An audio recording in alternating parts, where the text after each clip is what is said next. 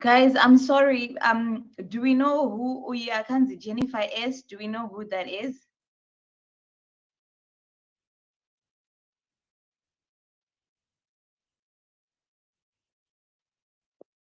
Jennifer S., can you unmute and let the people know you?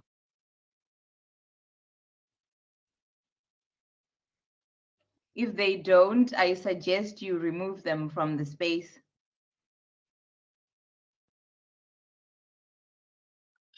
Hello.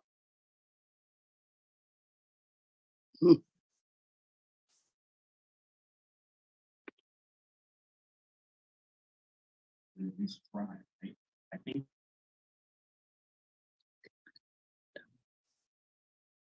Okay, so as we proceed with our program today, I also have a person who's going to be assisting my co-moderator, Mr. Mujanja, if you could unmute and let people hear you. Yeah, thank you. Am I audible? Yes. Yeah. Good afternoon, ladies and gentlemen. My name is Tafazo Munjanja. I'll be assisting Dr. Muirimi through the moderation process. The purpose of this meeting, we found it very important that we engage amongst ourselves in terms of the gold looting that we have witnessed through the Al Jazeera documentary. It's an opportunity for us to express how we feel about what happened, to talk about it in our own spaces, and also probably try to find the best way forward as citizens, as a country. And so we have panelists who are joining us here today.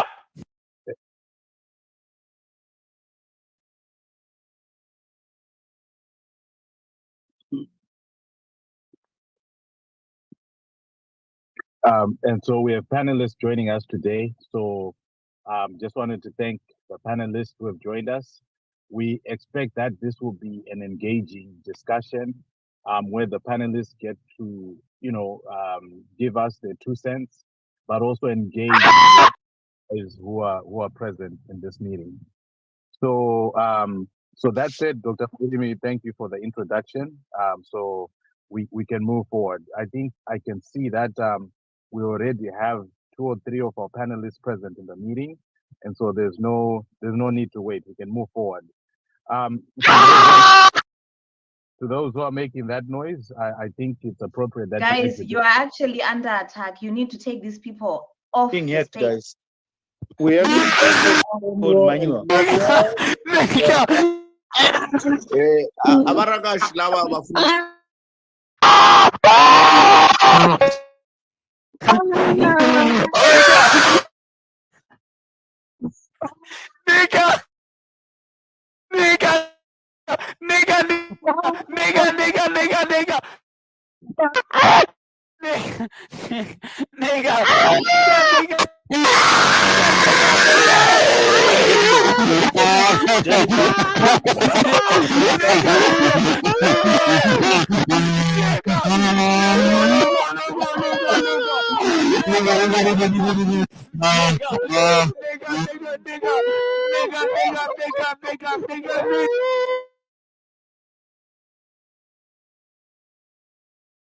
Take it up.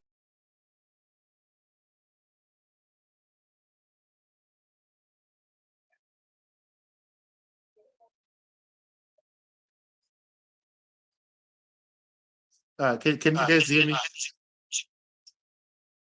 Yes, I can hear you. Can you hear me? Yeah, we need to check. Can you change your space so that people go in the waiting room first and then you let them in? You need to change your settings. I think the way I entered, I was in a waiting room. So is that not the case?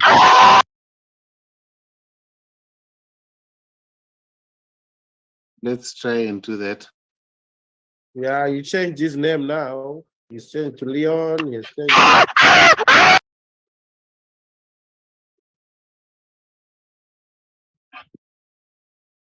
I think, Doka, can you make other people? Oh, he's already left. Mr. Mjanja, if you can make other people hosts so that they can help you to get rid of these people. And anyone who doesn't have a name, we just quickly remove them. And anyone who looks suspicious. Yeah, unfortunately, I don't have hosting capability right now.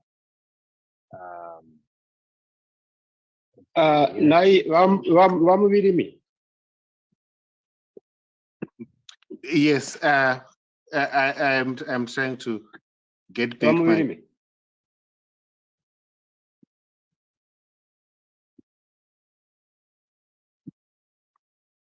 I think something happened here because I'm no longer host. So I'm going to check. Okay, let me. I don't know what happened. Let me make you host. I have question. Why is it called God Mafia?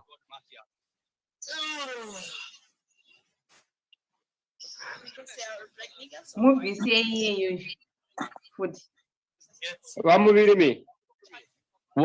What did you say, the stupid nigga? You're the black.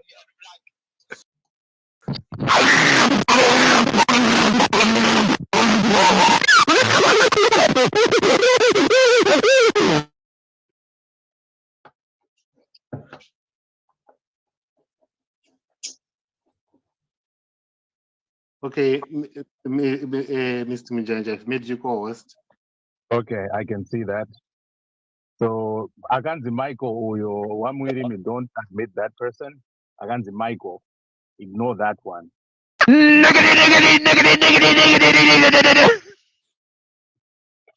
have another one. I think the host can mute. The host can mute all of us. Then you select whom to give the mic. Okay, I've muted everyone now. Hazvishandi guys. Unofanira kutovabvisa. Because nyange makamuta everyone, vanhu vanongobvisa mute. Uyo akanzi Mwenda Zuyo. Mwenda's. Nigga. Ndiri Mwenda Zoko, Canada. I'm not the one. I don't know what's going on. Nigga. You can actually you can actually who is host? May you make me a host? I'll help you to mute these people. May you make me host? Don't mute them. Vabvise. Musama mute vabvise. Otherwise munobata busy nekupressa mute. I think vasara vashoma manje. Let me deal with them. Okay, yeah, I think you're now co-host. I'm high-tech professional. If you could make me group leader, I can help you mute all of them. Uyo mubvise ndiani?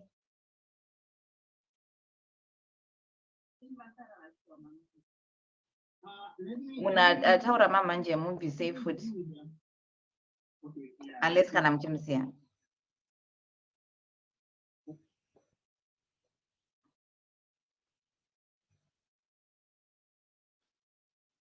I think we can continue. Everyone else, just make sure if you are not speaking, you are muted. I will do the background. Okay, thank you. You see, these are the exact things that we were worried about when I was mentioning the house rules, where we wanted to know everyone, and I would want to advise everyone to be on the lookout of these people. If you see any name that is suspicious, let us know, and then we remove that person immediately. So right now, I'm going to give time to Chief so that you can say your opening remarks. Thank you, Dr. Muirimi. Thank you, everyone, for joining. This is the struggle that we are in, ladies and gentlemen. You can see that this is a very intentional attack. It's not random. It's well planned. It's strategic, and you can tell that obviously there are some people that do not want us to discuss this very topical issue, an issue that is affecting us, not only us because we are in the diaspora running away from our country, but also affecting the people that are in Zimbabwe. Look at the levels of poverty that are in Zimbabwe, the poor infrastructure, the roads, the poor schools, the hospitals, the states that they are in. And you have this, and then obviously you have to be angry. And talking about angry and being angry, and people that are going to make us more angry, our four speakers tonight or today, we welcome you to this program. Thank you so much for agreeing to come at a short notice. I don't know how much angry you're going to make us, but the idea really is to share information and make everyone come to the same page. If we are going to get angry, we all get angry as Zimbabweans. We don't want to see only Chief Roche or only Dr. Muvirimi being angry about this whole scandals that we are seeing in Zimbabwe, because indeed, the gold that is being stolen from Zimbabwe, it affects all of us. And what I do not understand is why some people that are on the other side are pretending not to be affected, or as if they will never be affected by this situation. Because the money that is being stolen is supposed to be helping all Zimbabweans, ZANU-PF, Triple C, Monzora's people, it's across the board. So really we expect even members of parliament from ZANU-PF, from other political parties to join us as we fight this corruption, as we fight for our resources that are being taken away from us. Half the money that is being taken away from Zimbabwe is enriching other nationals, it's enriching other countries, and that needs to stop. So I'll not talk much because I'll get angry, and then I'll keep talking because we have people that are supposed to be talking here. So let me again welcome everyone who is here. You're special, you're here because we want you to be here so that you can share your ideas. We have solutions at the end of the day. And also let me welcome our Zimbabweans that are joining us on social media. I know we are connected on our Facebook pages, Change Radio Facebook page, ZimEye Facebook page, Change Radio YouTube, and the radio itself. You're welcome. Please do contribute. Wherever you are, we'll be checking your messages and reading them out here. Thank you so much, and back to you, Dr. Muvirimi and Mr. Mjani.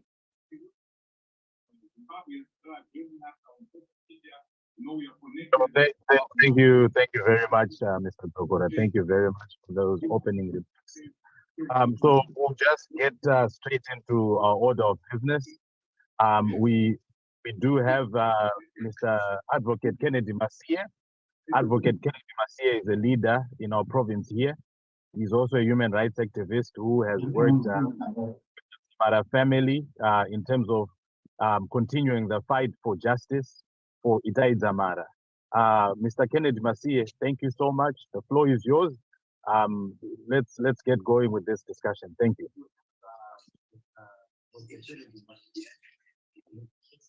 Yeah, thank you very much, leader. I wasn't able to log into my computer, which has got video on it, apparently because of the mess that was happening just a few seconds ago. But if you would allow me to just present here, and people just see my picture without the video. I hope that is fine. Apologies, advocate. Vamvirim, vana Mr. Bako na vamwe vari kufona on my phone, they are failing to get through the meeting.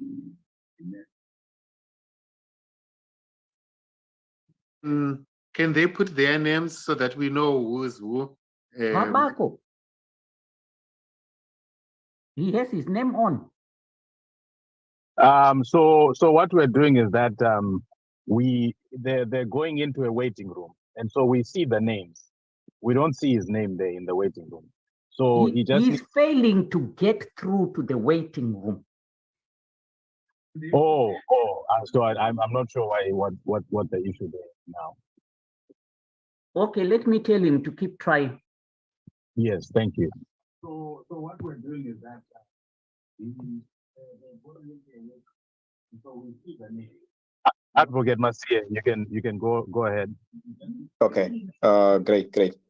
Yes. So leaders, this is where we are.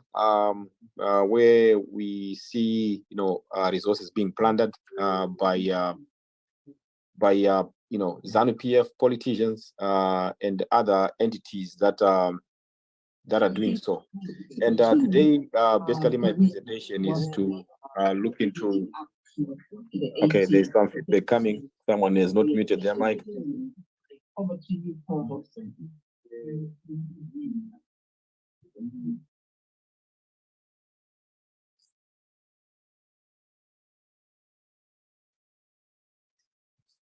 Okay, can I go ahead? Okay. So yeah. So basically that's what we are seeing. And today my presentation is basically to look at the legal avenues available, and what can citizens do given such a situation. For me, basically, I wouldn't want to look at this issue like in a simplistic with a simplistic approach.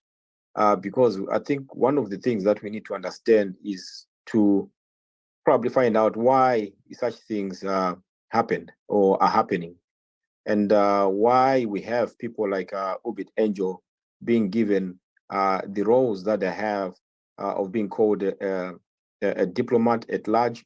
To me, all those things are not like coincidental that Ubit Angel is given that role as an ambassador. Then now we have this expose where we see gold being siphoned out of the country using various means, diplomatic or otherwise. To me, that is no coincidence at all. And that is those are some of the questions that probably for us to understand probably the legal routes that are available to us might want to probably explore. So my presentation basically is starting from the premise as to what the role of the ambassador is, because I'm just going to zoom into Hubert Angel, because he's the one at the forefront of these machinations and the theft that is going on. And there are some other people that have been mentioned there. Some British citizens and some Zimbabwean white citizens too, and some people working in various government offices and exits. The airport. We know that recently there's this some gentlemen who work at the airport and some who work at some other government entities that were been involved in these money laundering schemes. But I'm trying to just zoom in to Hubert Angel, because Hubert Angel's role basically intertwines or connects with the government's role in all this.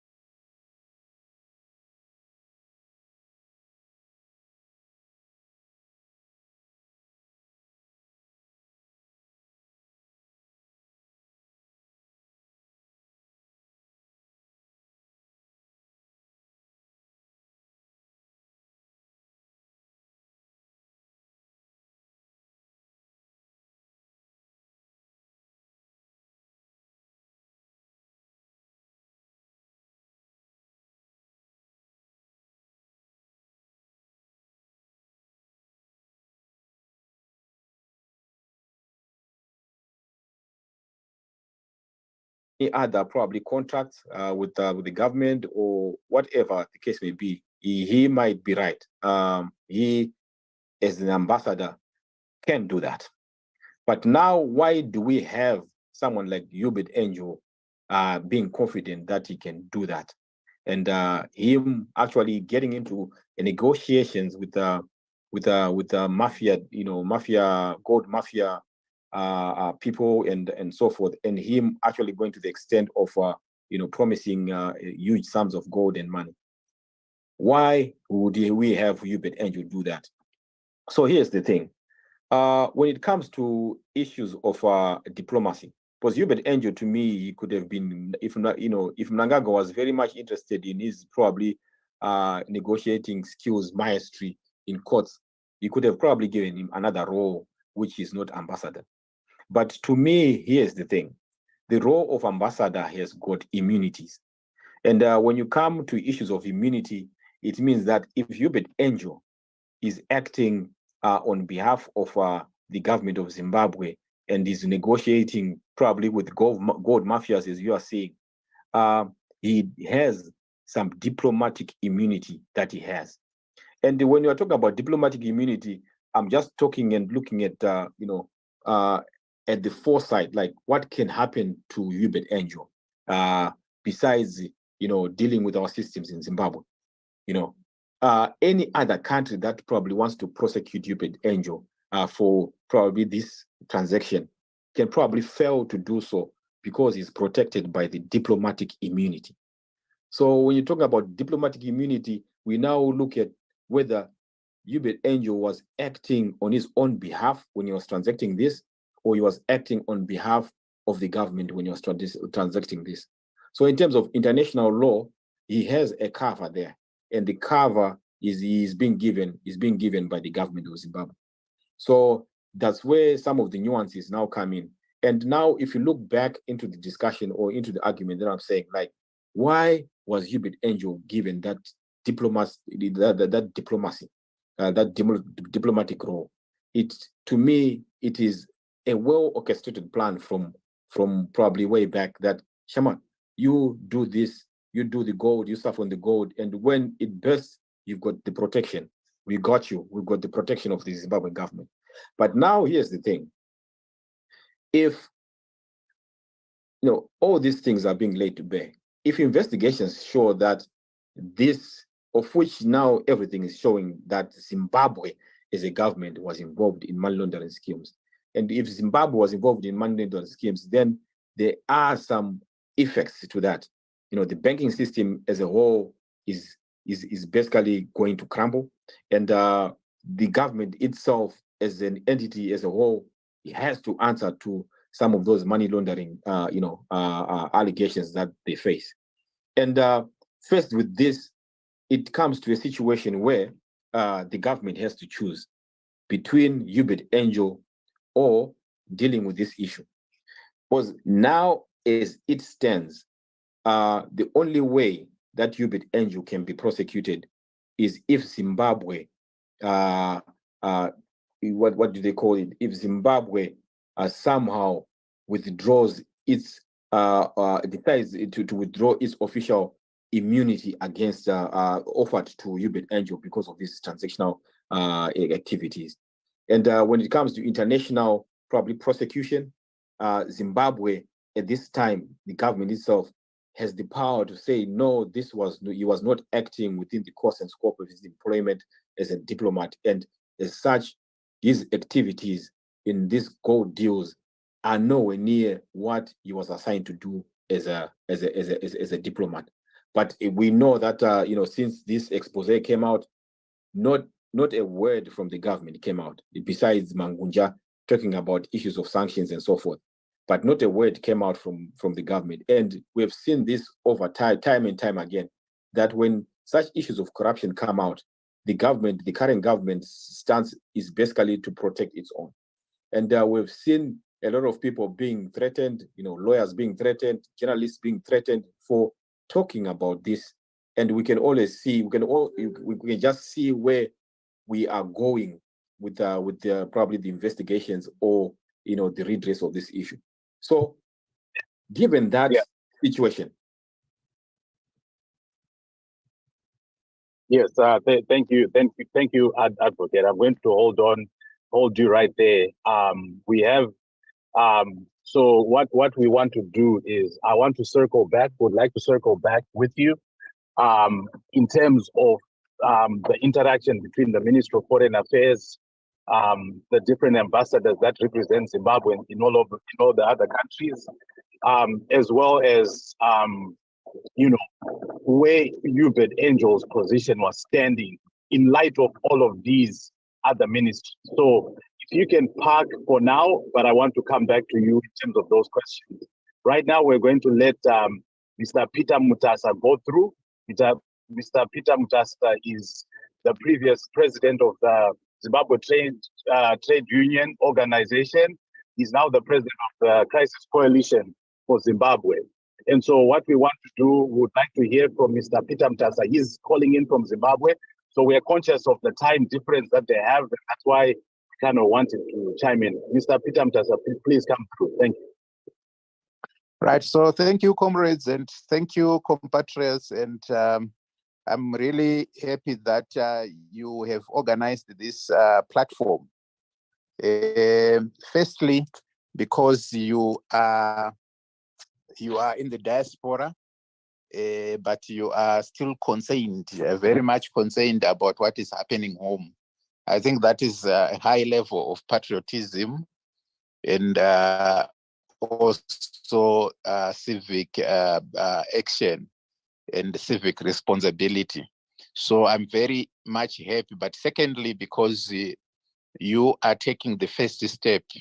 Many people in the country are hearing about the documentary. Some have watched it many times, but we seem not to be taking the first step of ensuring that we all have this same understanding, a common understanding, which is something, if I fail to say anything meaningful, which is something that I would want to pose for all of us, that in our own small groups, in our own areas, in our own spaces, what is now needed to be done is to make sure that the documentary is known by everyone, but not just the documentary, but also the meaning, what it means to different sectors.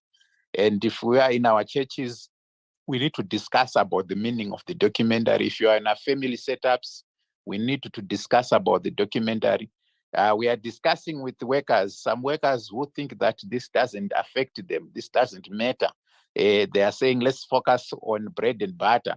So we are taking a responsibility here to tell them that when you see bread on the OK shelf, it does not come from OK. It is manufactured somewhere. It starts in the fields with people plowing wheat. It is political. It is linked to land tenure. It is linked to labor rights.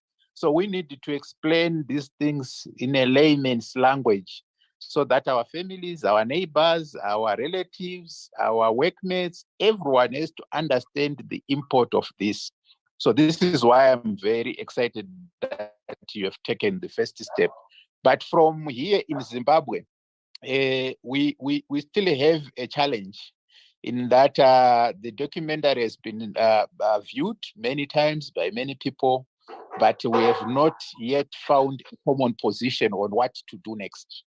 But if you look at it, the gold mafia is not leaving anyone. It's affecting everyone. And I feel for you guys who are in the diaspora, because you are carrying the burden of the state. You are taking care of all of us here. If I'm ill, I phone my sister, my brother who is in diaspora, and you use your money to get us to hospitals. When I need X-ray, I then call again. When I need to buy, and I'm at a pharmacy, I need to buy drugs, I then call you again. So you are carrying all the burden of issues that should be done by the government. It is the government's responsibility to use our taxes, our natural resources, the royalties that they get from natural resources to build hospitals and to equip hospitals and to pay health services workers sufficient so that they are motivated. But you are now a mini government. The diaspora is now a mini government in terms of public service provision in Zimbabwe. You are also also taking care of our, even some groceries. I've seen a proliferation of online stores. They are not targeted at us. They know that here we do not have the money. They are targeted at you. You cannot leave your fathers, your mothers, your uncles starving. And you are also taking care of the social security. That means has got a fully-fledged Ministry of Public Service, Labor and Social Welfare. But the social welfare part and public service is now being done by our brothers and sisters who are in the diaspora. You are also taking care of everything to do with education of our kids and our brothers here and sisters here. So it is a very important matter for those who are in diaspora. And I want to point out that when ZANU-PF and its Warakash and its spokespersons try to demean or to belittle you in the diaspora, you should be standing on a firm ground that you have got legitimates to talk about this issue and to demand accountability, because you are funding government. By its own accounts, minus the gold that is being smuggled, the government has acknowledged that the diaspora remittances are now third in terms of our receipts from outside the country. So in terms of foreign currency receipts, your 1 billion is almost 25% of our budget. And that should give the diaspora a firm ground to speak on these issues. But what I want to point out is that we were all aware that gold was going out. We were all aware that it's not just gold, it's also chrome. Workers that drive trucks in this country, the haulage truck drivers, they are telling us harrowing stories that they are loading chrome, and they are told that you are pulling 20 tons, and this will be 200 trucks in a row. When they get to Beira, they discover that over 15 tons per truck times 200 almost on a daily basis is being stolen of chrome. Now they are looting lithium. Lithium is going out like nobody's business. Black granite is going out. So we have this rage, but we should always know that what we have been told by this documentary, from this documentary, is just munit, it's just a tip should make the country stop, and we ask each other difficult questions. Unfortunately, we have not yet arrived at that point, but let's continue to discuss these issues and see how we can come up with a common position. I think the main challenges that we are facing here at home is one, cooptation. The regime has co-opted many people in many organizations, whether churches, whether trade unions, students movement. People are given mafufu echingwa to sell the struggle, to sell their brothers and sisters. When you are 4 in Harare, you can't even know whether you should talk about important secretive things, because amongst the 4, 2 may be for the regime. But we have got a way out. I'd like to stop there. I'd like to stop there. Thank you, comrade. I'd like to ask you 2 questions. What are the labor conditions in terms of this gold mining, Makorokoza? You were representing the labor union for many years, and so sometimes citizens may not understand. They may come and say, ndokurarama kwatiri kuita. So what would you say are the labor conditions, and what would be advantageous if these operations were formalized? It's an operating gold mine where there are procedures and everything is legal and going through the system. How can you convince someone arukorokoza arikuwana raramo kuti murku dambu rwamari panapa murku fara? What's your take on that? Number 2, so the action items. You in the labor union, you called for several demonstrations that were successful in Zimbabwe.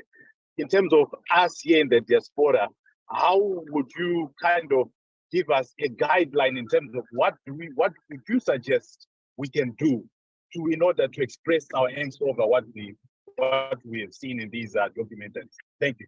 Just 2 minutes, the response on those 2 questions.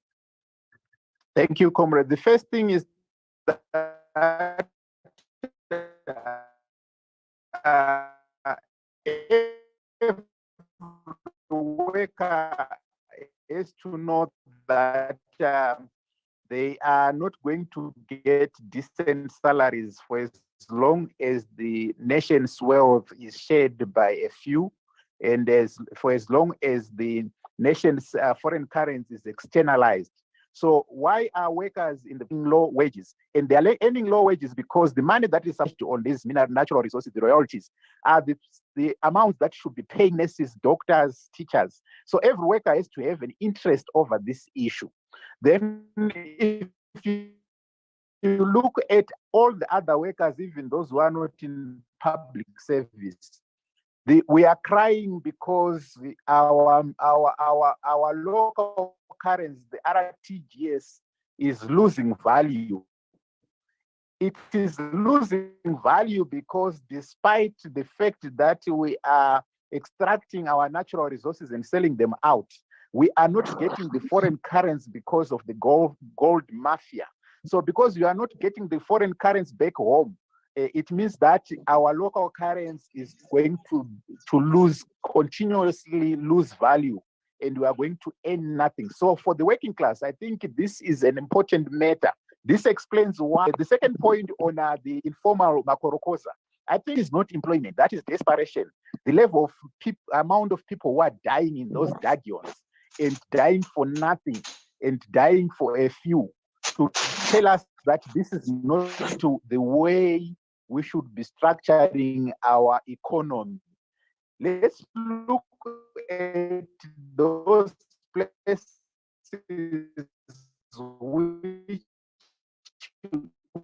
which had mining done in a normal way. You can point out that there is a school there, roads there is infrastructure, there are houses that were built. If you look in this country, in Kwekwe, in Mazoe, in Motari, everywhere there's artisanal mining, there's land degradation, but there's nothing to show for it. So Zimbabweans must be well aware that we are just destroying and taking and extracting our resources for nothing. If we allow this to go for 10 or 20 more years, Zimbabwe chadona makorokoza pasi, zvikoro zviri kudona zvatotanga, mahospital achadona, vanhu vachingoparara tichishaiwa anything that we can do. And finally, what can the diaspora do? Even if we are aware and we are conscious that we need to do something locally here, you should also understand that we do not have resources. So for example, for labor already has a labor caucus in politics, a network of labor activists who are moving around conscientizing people. But at times they can't even hold a press conference because they can't even hire a room for $100 or $50. So I think there's need to build a coordination for us who are here and who are active, and groups that are active, and for the diaspora, those who can have $1, who can have $2 to spare, so that they fund some of these actions that we need to do.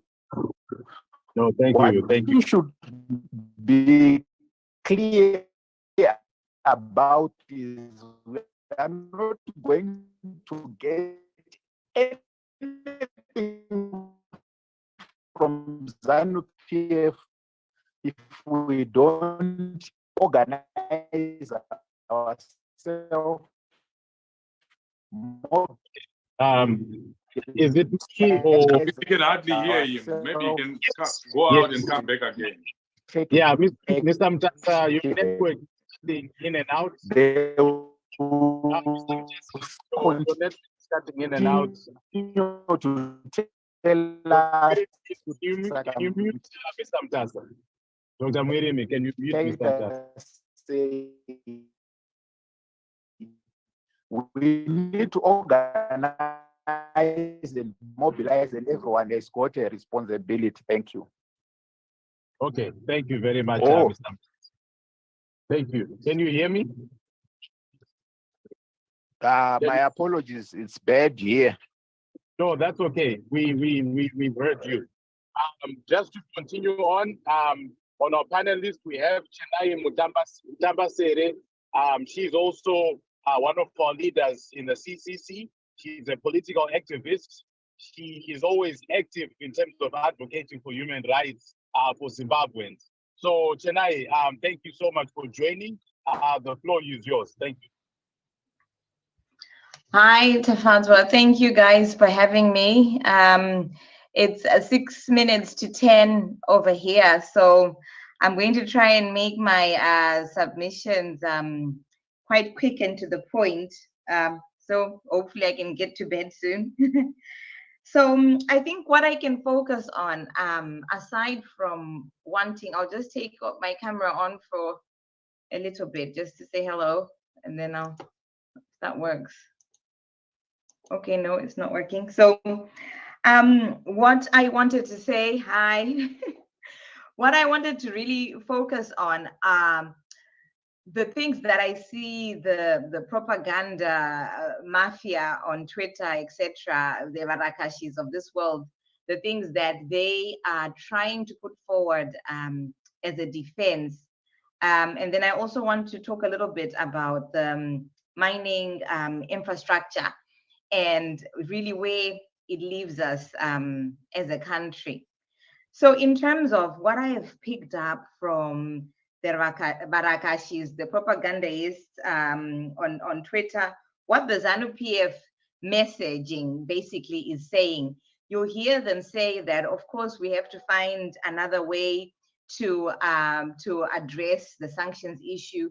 We have to find another way to sell our gold so that the country can survive, because we are being affected by OFAC. Especially, they tend to make a lot of reference to OFAC. And I just wanted really to equip us with just a few points, which I'm sure with you guys being obviously in America, you know, I'm possibly singing to the choir here. But that case of we're trying to circumvent sanctions with the banner of because OFAC is putting us on sanctions, etc. That is actual hogwash. There is no such thing as Zimbabwe has got issues in selling their gold because of sanctions. The sanctions that we have that are being managed through OFAC, the American sanctions, as you know, they are very much targeted sanctions. And when somebody says, oh, we have to do this because of what is happening with OFAC, I would ask you to challenge them back to actually explain what they mean, because these sanctions are specific to some individuals. I think about 100-something individuals. They've now updated to take off the people that are no longer in government following the 2017 coup and the 2018 election. And these are directed, targeted sanctions. Now, how do they impact organizations in Zimbabwe? So in Zimbabwe, one of our problems that we have is we are very poor at recording information about businesses, information about business conglomerates. So when companies like CBZ or even Barclays have been penalized in America because they were involved with people who had something to do with sanctions, when America then tried to unpack their systems to understand, okay, so Chennai has started a business, but can we say for sure that Chennai is not got any business affiliations with someone who is on the sanctions list? Zimbabwe does not have this information. Our registry information is very poor. The information that even banks collect about their clients is very poor. We are underwhelming in terms of due diligence. So sometimes people will throw a company at you and say, well, I can't remember the example that Varakashi used, that they say, oh, they were stopped from undertaking a small business transaction. It's probably because that particular organization, one of the shareholders, one of their clients was either on the sanctions list or affiliated with somebody on the sanctions list. And all this can go away if our Reserve Bank, if our Ministry of Finance does put in place an infrastructure that encourages proper know your customer information, especially within our financial institutions, because then that gives other traders or other trade business outside of Zimbabwe the surety that I can rely on a database somewhere to really search to say, okay, Chennai in Zimbabwe, who are her associates in terms of companies? Here in the UK, we have Companies House, which has actually been quite instrumental in us even finding where there was a deal that I think Eddie Cross and somebody else, when they were given a contract to build, I think it was the Bay Bridge highway. And we quickly could find this particular company, and we found who the chief exec was, who the shareholders was, and we were able to actually let people know that information because it's easily and readily available on Companies House. I believe in America you have similar databases, but in Zimbabwe we don't. So this is how we are implicated in a secondary nature in terms of sanctions. But this by no means stops people, businesses that are businesses of integrity, businesses that are not associated with people that have been convicted of people that have been convicted of human rights violations. So, so when you hear somebody say, "Oh, I'm being," it's because of OFAC. Ask them to explain. You know, which organizations. If Fidelity Printers and Zimbabwe diamond mines are on the sanctions list, then we should not be selling our gold to them. We should be looking at institutions of integrity that are not at all related or affiliated with people that are on the sanctions list, with people that have been accused of human rights violations. Then the other one, which also the people have made reference to, which is the ZDERA. ZDERA is to do with more like multilateral situations, especially to do with borrowing. It's nothing to do with business. It's to do with multilateral situations between Zimbabwe, America, and organizations where America is considered an important stakeholder.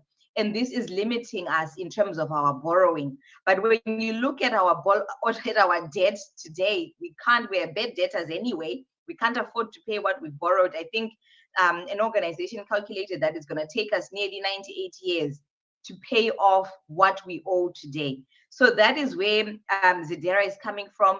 Again, it's simply asking us to respect human rights, to have free and fair elections, and so on and so forth. And so this mantra by the propaganda is that, oh, Zimbabwe has to do this because of sanctions. What they actually mean to say, if we were to read between the lines, is Zimbabwe has to do this because the people that want to make money are on sanctions. Therefore, they are now using individuals who are willing to smuggle the gold on their behalf, who are willing to employ clandestine methods of gold trade on their behalf. That is what that means. When you now look at our mining infrastructure is designed to run like the mafia. We have a mining act that has been in place since 1961. And this it's designed to promote monopoly. You know, you can imagine it was done by the colonialists in 1961. They did not want anybody else. They did not want locals. They wanted to protect the wealth for themselves. And this is what we have had in place. Imagine 1961. That's the mining law that we're using. Yeah, roads, Radea Smith, amen. So what that does, number one, it gives absolute power to the president of Zimbabwe. He can sign and give mining concessionary rights, which last for 25 years. And he is the one who can do that. He has absolute power to do that. And so when you see Hubert Angel, and when you hear people like Henrietta Rushwaya saying what they're saying, ultimately, the man at the top, the highest office when it comes to mining and mining deals is the president of Zimbabwe. Beyond that, we then have claim rights. So, you know, for some of us that haven't done any mining, if you want to do mining in Zimbabwe, you have to go and apply for a right to explore if the land does actually have any minerals. And I think you're given that right, that claim to explore for, I think it's $2,000 you have to pay. And once you get that, you then apply to PEG. I think you're allowed up to 10 hectares, which you renew, I think every after 10 years or something like that. So what happens is people can become claim holders but they don't necessarily want to invest in mining. They might not even have the mining equipment. So what they do, they undertake these bidding wars with the artisanal miners, and they say to the artisanal miners, I have this right now to mine on this on this piece of land. Whoever is willing to mine and sell me the gold at the best price is the one I will allow to undertake the panning. And so what we end up with is we have these mining claims that are now being done by artisanal miners who don't really have, I mean, they don't have the right equipment. The methods that they employ are very primitive and dangerous to themselves and to the environment, especially. And once they've done that, by this time, If I can stop you right there. I do have some questions in terms of, so yes, they're doing all these things. So what is the loss to citizens? Because are they declaring, are these miners declaring are they registering their businesses first of all with Zimra? Are they declaring the business revenue and expenses? And are they paying tax? Because the citizen wants to know, Kuti, what Angel and ZANU-PF are doing. How is it affecting us from a revenue perspective? You did talk about, Kuti, the type of mining. What is the environmental impact, in your opinion, about what's going on there? Is there any land reclamation programs that are being undertaken by the Ministry of Mines? And then my last question has to do with the documentary was stating that Zimbabwe is used as a destination to clean dirty money. So in that regard, what are the legal ramifications there? What does it mean in terms of our relationships within the international community? So I'll give you 2 minutes just to respond, and then we'll move on. Dr. Muirim will take over, and then he will make the next introduction. Thank you. Okay, that's a lot of questions to be answered in 2 minutes. Perhaps I'll start from the very last one. In terms of where do we stand as a country? Okay, so there's an article that was written and I think submitted to Nehanda by one of our champions, Henry Jaji. I really recommend that you read that article. So here is what it is. When you have been caught with your pants down, like they've done with the Al Jazeera documentary, what the world wants to see first is, what are you going to do about it? That's the most important thing, is what is Zimbabwe doing about it? How is Zimbabwe going to address the whole anti-money laundering in terms of the types of people that are holding businesses in Zimbabwe, like Hubert Angel, like the Rutland guy, the Macmillan guy, all those people. What is Zimbabwe's financial services authority, whether it's through the Financial Crime Unit, whether it's through the Ministry of Finance? How hard how seriously are they taking this, right? Because not only does this address that current situation, but it also shows that the future for Zimbabwe, is Zimbabwe going to be really, how are we going to be perceived by the rest of the world? And this is very important, because there are some organizations that actually are interested at an international level on countering anti-money laundering and terrorism. And what they will do is, if they see that Zimbabwe is not doing anything about it, this will allow them to put Zimbabwe on that list. And now we are talking about real proper sanctions. Now, I remember in the early 2000s, when I had a close relative come to the UK, and they tried to open a bank account. They were a proper, resident, or had all their documents here. And the moment they produced their Zimbabwe passport, there was no bank that was willing to open an account for them here in the UK. Why? Because at that time, this was the time of the Jambanja, the farm invasions, etc., etc. So Zimbabwe was being grey listed at that time in terms of human rights violations.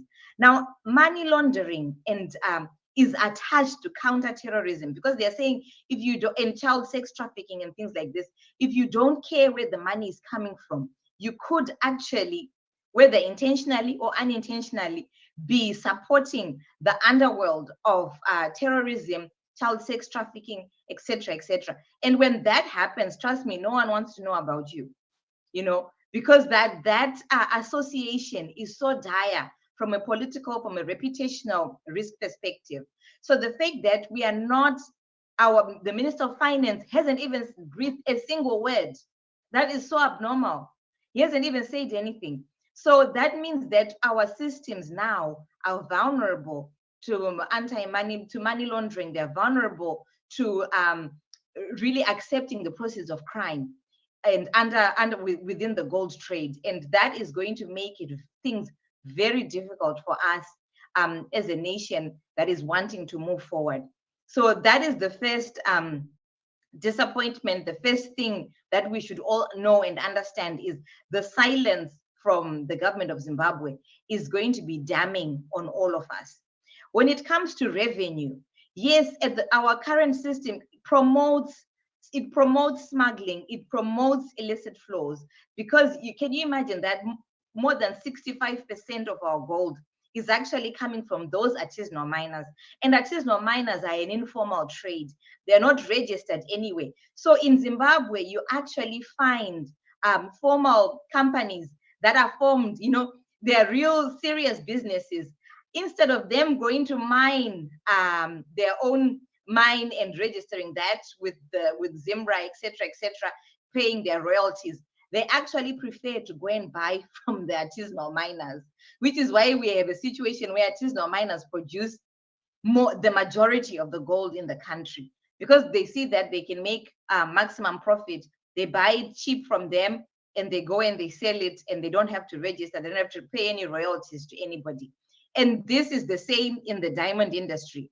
When it comes to the environment, I mean, I only need to say what happened in Kwekwe not so long ago, when a school classroom block just collapsed. Because what they do, the methods are very primitive. So sometimes they're putting dynamite in order to open up the ground and see if there's even any mine. Sometimes they'll do that and they don't even really reach where the gold is. So they don't, it's completely, you know, they've destroyed the environment for no real reason. Not that there's ever a good reason for doing such a thing, but this is where we are. So we are really on a ticking time bomb. I've heard some really scary stories of what is happening in Manicaland, again, because of artisanal mining, where people, you know, you get shifting structures, because once you've disturbed the, what is it called, the underground layers, any geologist amongst us can probably explain it better, then you are vulnerable to shifting, and all these things will happen to buildings, and people live in those areas, you know, and we're at risk of flooding because of the artisanal mining methods. So it's a double whammy for Zimbabweans. The gold is being smuggled, the money is being smuggled and deposited in Dubai or Mauritius. The only thing we have left to tell is all this environment degradation that, you know, that is left behind by the primitive methods being used in mining, and nothing more. You know, you can imagine for that school, they now don't have classrooms. They don't have the money to rebuild those classrooms, because any of the gold that was taken from that area is in Dubai right now. You know, it's lining someone else's pockets. We have received no royalties from it as well. Take some more questions. Thank you for that. If you were angry when you got into this meeting, and you got angrier when we had Varagashi, after the presentations we've had so far, I think the anger is increasing. I'd like to take this opportunity to invite our next speaker, Makumborero Aruzivishe. He's one of our youth leaders, and he's a human rights activist. Marco, you can have the floor.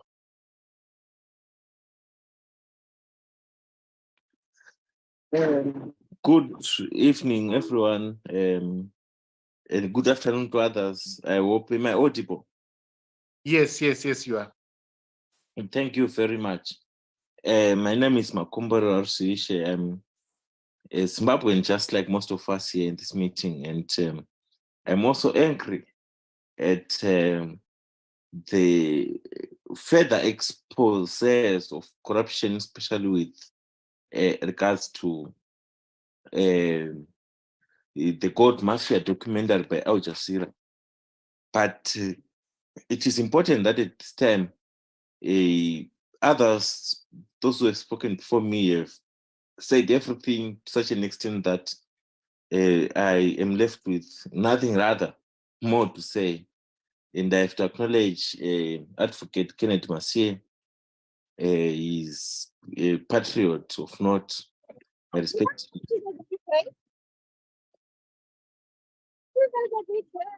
We have to. This is a big day. Who is this one?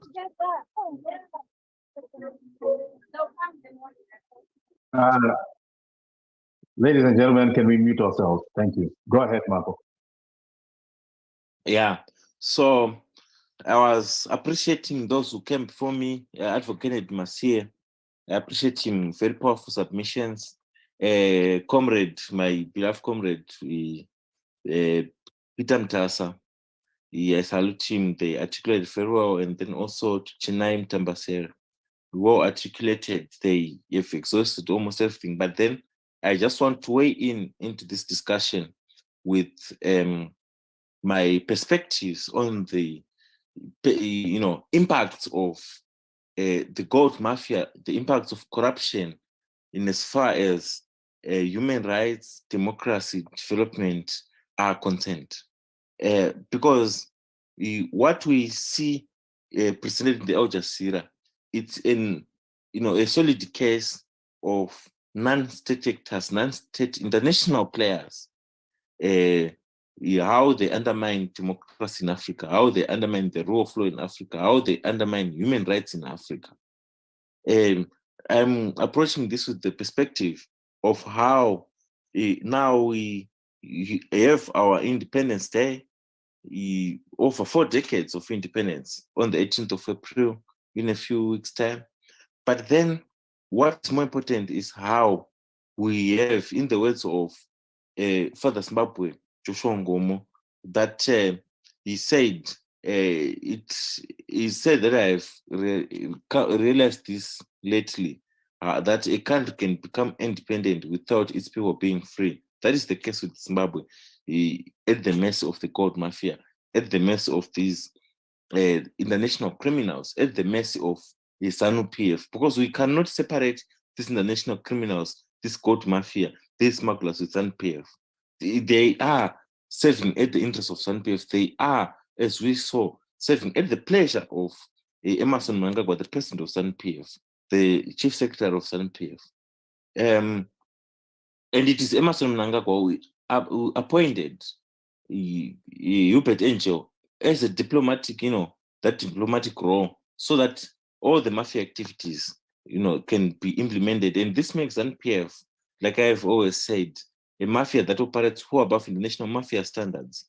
They are not accountable to anyone. They don't answer to anyone. And they are the one in charge, in control of the police, the military, the intelligence, and also in terms of our justice system as a whole. And we've seen how Emerson Mnangagwa has actively sabotaged national development. How Emerson Mnangagwa has actively sabotaged national security, our airports and everything, just for this gold mafia. And the danger now, as I, am placing my argument and my perspective into this issue, is that democracy in Zimbabwe is now seriously sabotaged by these non-state actors in such a way that they now make decisions which impact everyone, all the millions of us. But if you check these people, they are not on the ballot, we don't vote for them, but they make decisions that affect the millions of us. And there is little to nothing that we can really do to them in as far as the current ZANU-PF government is in place, because they serve at the mercy of this government. They serve to preserve this government, and they go to an extreme level of preserving this government. I can give you an example of Ewo Mengistu Mariam.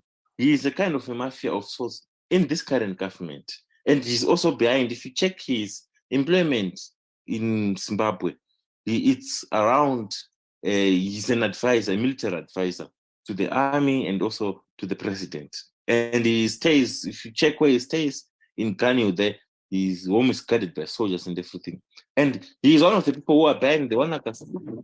It's recorded, not so publicly, but it's a public secret that he's one of the people who just advised that no, people should just be shot on August. He's a non-state actor. He doesn't appear on the ballot paper. He's not on the ballot box. We'd never see his posters during elections when elect our leaders. And when leaders are in power, he makes decisions which affect us, the voters. This is how the diplomatic mafia, how the court mafia is like. We also saw that Indian guy, the brother Paul, how in Kenya he was chased away by Kenyans after also sabotaging the economy. He's now in Zimbabwe where he's fully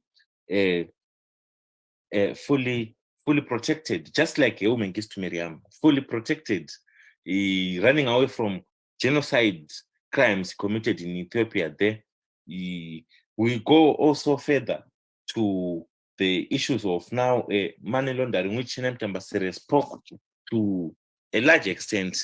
These people now, they launder a lot of money. And when they launder this money, it's not just used for, of course, we saw on Instagram, their concubines, their children, their relatives, they flound so much cash, their proxies, the likes of Huguenot Fire, we see them flaunting cash, the likes of Pokelonare, we see flaunting,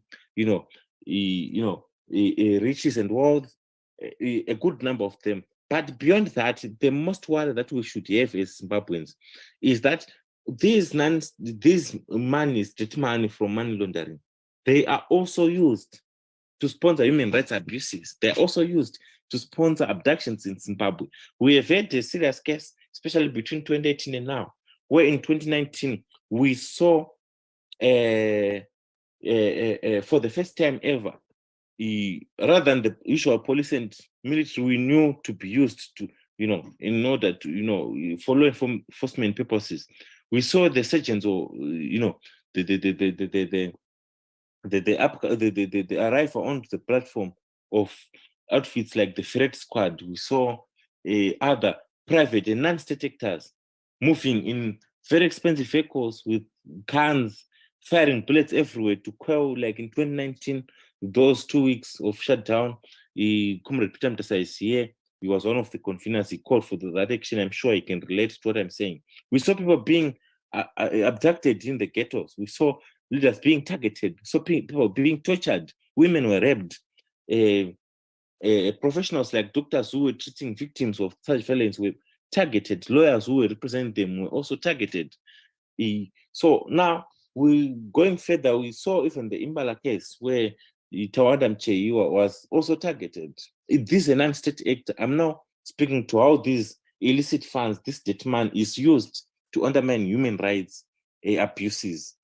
These monies are now used by this mafia, this court mafia, to sponsor, human rights abuses against voices of change, against citizens who stand up in demand for a better Zimbabwe, who stand up in demanding for reforms, who stand up demanding democracy. This court mafia uses this man that is being laundered. It's now also being used to channel, to sponsor human rights abuses, to shut citizens' voices down. And this is now a critical issue which we should make noise about, that these people, it's no longer just stealing, it's no longer just money laundering, but then they're also committing crimes against humanity. They're sponsoring crimes against humanity using these dirty monies. They're sponsoring crimes against humanity. And there is evidence, like the evidence with regards to Impala Car Rental. It's a non-state actor, but it gets money. It's a company which is just used as a laundromat, like we've seen most businesses are being used, most of so-called successful businessmen, pastors, their churches, like Upet Angel, they're just laundromats. Businesses like Huguenot Fires are just laundromats. Businesses like Pokelonare's shoe shop, which sells expensive shoes, which are never bought by anyone anyway, but the shop is running. It's a laundromat. It is the same, in the same manner how Imbala Karenda was also, and might also even be a laundromat. which readily provided its resources and vehicles to sponsor actions like we saw in the case of Rwanda and Cheiwa. So this is a case where we need to up the game, upscale the game, because there's one thing that I've realized with regards to the Zimbabwean question. There are many issues now. I have seen that in Brussels when I went to the EU Parliament late last year. I have also realized that the same last year in the Ministry of Foreign Affairs in the Netherlands, when I had meetings with them, and also at Westminster, having discussions with various people, even with some ministers here in the UK. One thing I'm seeing is, as Zimbabweans, there has been a disconnect between us and the international community in as far as advocacy is concerned. We tend to, on social media, the general populace, to think and believe that everyone knows about our story. But our story has now been new. It's a new story since 2017. There's a new narrative which has not yet been packaged properly for the international world, international community to understand and realize. There is a new mafia in town. There's a new dictator in town. And the disadvantage now we have, and which is directly the advantage that Mnangagwa has, is Mnangagwa is a tyranny who is feared at home. But unlike Mugabe, he is not known at an international level. If you ask any random world leader who Emerson Mnangagwa is, they don't know. But if you ask them who Robert Mugabe is, they know him, despite that his death is no longer there. And such that my understanding with interactions that with the passing on of Robert Mugabe, most people believe that Zimbabwe is okay. They thought that Mugabe was the only problem in Zimbabwe. But they don't know that he had his enforcers. His enforcers are now the ones in charge, and they're more brutal. They are now worse than the Smith regime. They are now worse than Robert Mugabe. And they are worse than everything would have imagined. They are a war unto themselves. I hope maybe, I see you maybe want to say something. No, I was going to say if you could round up and maybe make a comment on what the youth can do in order to protect their future and the future of other youth from this plundering of our resources that we are getting from this rogue regime. All right. Now, given this, I think what I was presenting was a blank slate on where the youth, we now need to act like we are just starting or rather I said the second Chumurenga. We have no dividends, we have lost everything. And we are approaching elections. These are now the practical realities which are there. Far away from social media content creation, there is the reality that we are approaching elections, and there's the wider consensus. We are a constitutional democracy, and it's the pathway that we have chosen. So young people need to go register to vote, because defending the vote, it begins by registering to vote. There's no one way or two ways about that, because one way or another, all revolutions, whether militant or military, whether vibrant or passive, they end in the ballot box. All revolutions, they end in the ballot box. So young people, we need to go register to vote. Why? Because we are victims of this gold mafia. We can speak in as far as issues to do with the industry in the whole rest of the world. It's in the fourth industrial revolution, but in Zimbabwe, we are barely into the first industrial revolution. We don't have industries.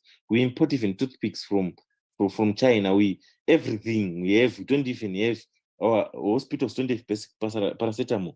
We are dying from 13th century diseases like malaria and cholera. And for your own information, are you aware that more Zimbabweans have died from malaria than from COVID-19, which was a world pandemic? In Zimbabwe, more citizens died from malaria than from COVID-19.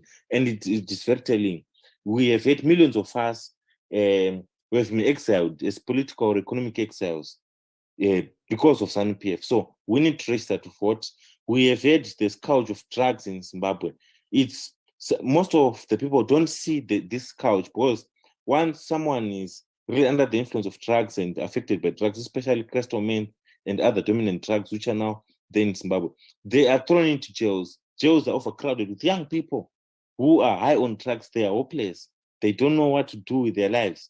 They went to school, they thought that education are the keys to opportunities, keys to life. But after graduating and everything, they found that there's no door. SANPF has taken the door. They are now resorting to drugs. So we need to register to vote, and it's the first line of defense. We need to vote, and more importantly, we need to act, because I always say that action does not always bring change, but there's no change that comes without action. So we need to act, we need to participate, like in lobbying internationally, like the diaspora community. We are very blessed that there is some certain level of tolerance within where we are located, that we can go protest, we can go do action, we can do these activities.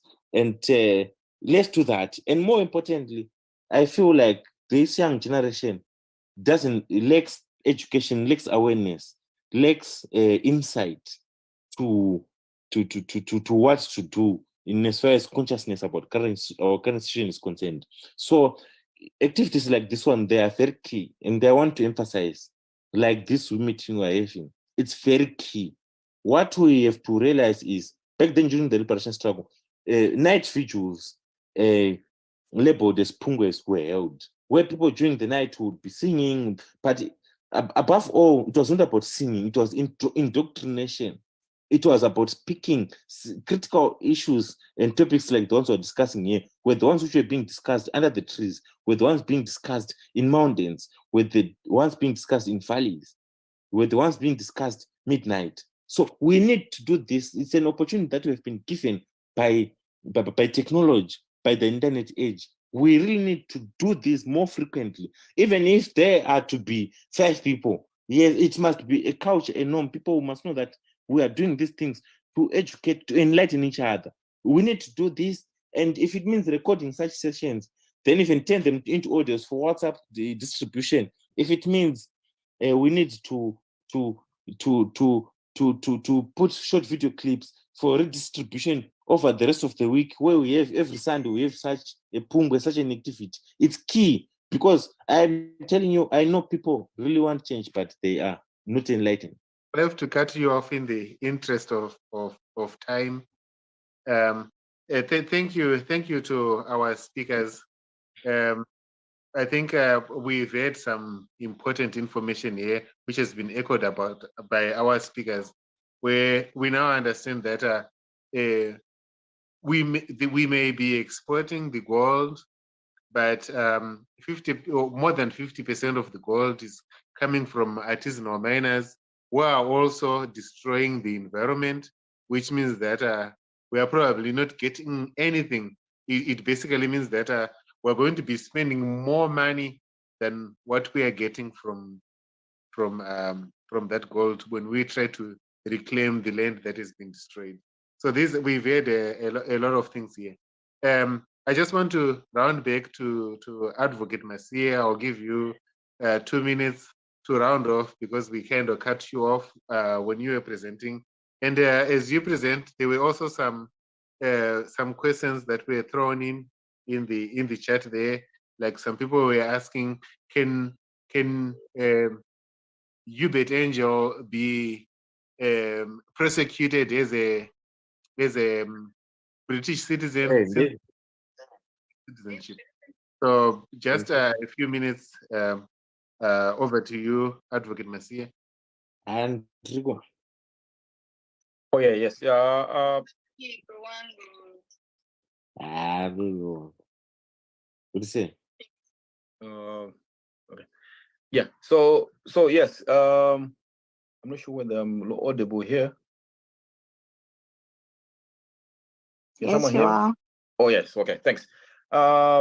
Yes. So basically, I wouldn't know about the British laws on how they work, but as I was trying to explain, is that Hubert Angel, if he was deemed to be acting within the course and scope of his employment as a diplomat, then basically he is protected under international law in that regards.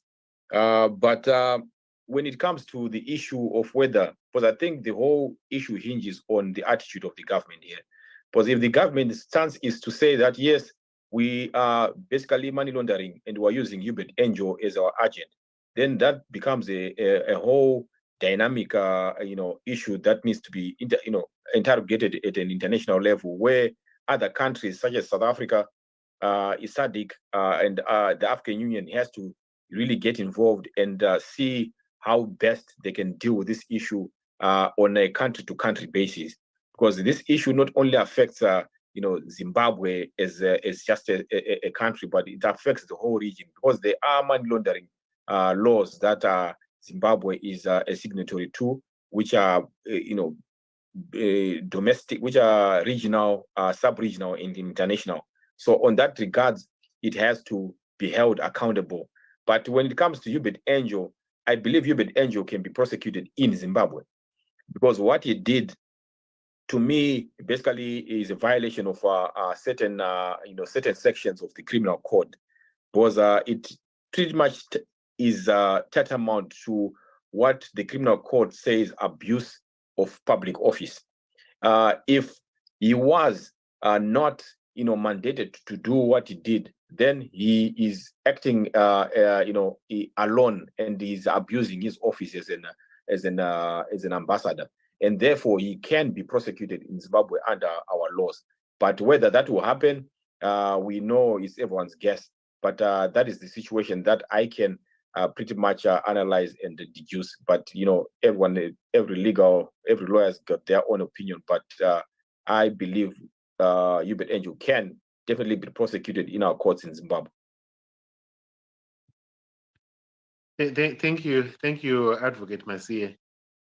So at this point, I would like to open this up to every participant here. I see there was one hand that was up from that hand it's no longer there. If there are any people here who have any questions, you could raise your hands, and we could you can ask some questions to our presenters, or if you want to make a comment, you can make a comment. Vamuviri ndandichikumbira ku director kuna Marco, and it is a pleasure to have him on board. Having had a good time in North America, to demonstrate for his release, it is very encouraging to have him on our platform when he was submitting. And also just want to thank Brother Peter Mtasa, Chennai Mutambasere, and of course our own Vamasie. But I wanted to go back to Marco. He raised something extremely important that I just wanted also to add on that, and trigger all of us to look into this. I know Marco is a very young man. He didn't attend Mapungwe, but he managed to get some education around that. Why maybe the struggle was successful. Having had some opportunity to attend such teachings at Mapungwe as a young man, I wanted to ask Marco what he thinks as a young person who has seen it all, we have gone through the hardships, what it is that can be done by the young people today, whether in the diaspora mainly, and also back home. Now they are flooded in the drug abuses, and they are the people who are expected the most to come forward and liberate us. So where are we going to go if we seriously like this? What is he thinking he can share, and also mobilize the youth to get us liberated? Thank you very much.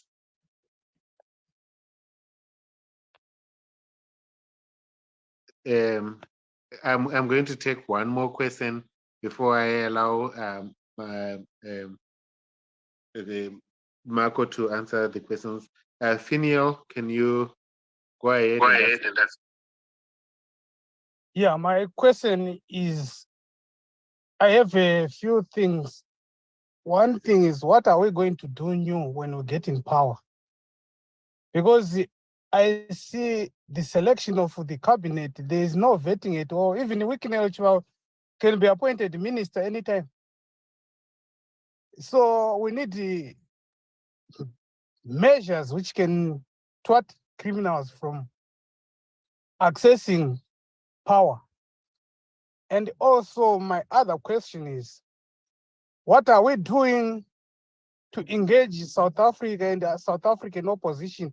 Because we have the gold leaf guy who is also the launderer, which is involved with the mafia based in South Africa and using South African banks.